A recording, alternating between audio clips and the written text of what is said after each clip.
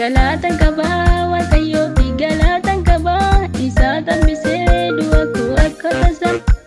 Ililleen qaba Waaqayyo fi ililleen qaba isa tambisee gaddu koo akka tasaa. Ililleen qaba Waaqayyo fi ililleen qaba isa tambisee gadda koo akka tasaa. Farfannaan qaba Waaqayyo fi farfannaan qaba isa tambisee bo'uu koo akka tasaa.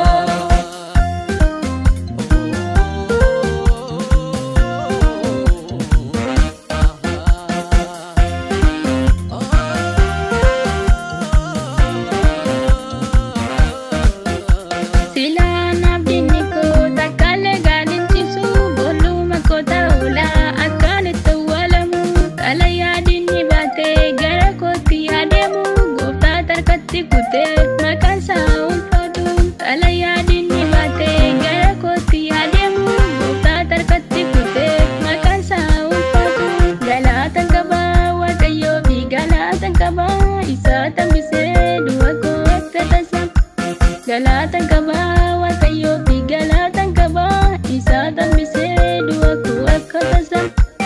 Ililleen qaba Waaqayyo fi ililleen qaba isa tambisee gaddu koo akka tasaa. Ililleen qaba Waaqayyo fi ililleen qaba isa tambisee gadda koo akka tasaa. Farfannaan qaba Waaqayyo fi farfannaan qaba isa tambisee bo'uu koo akka tasaa.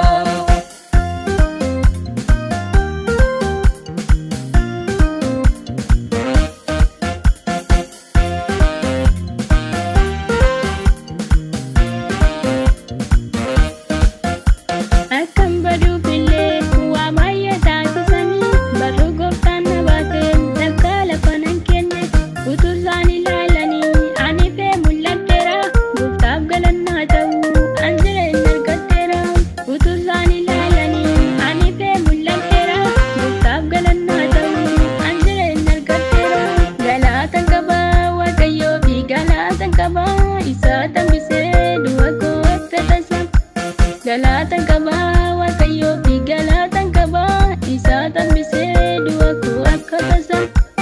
Ililleen qaba Waaqayyo fi ililleen qaba isa tambisee gaddu koo akka tasaa.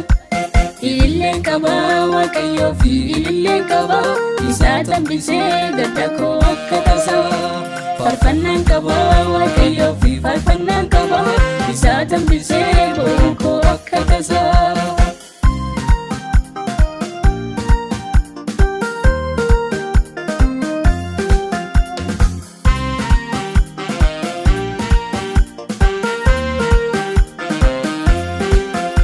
Jaba caalu ani Yesus qaba ormaa hin qajeelu.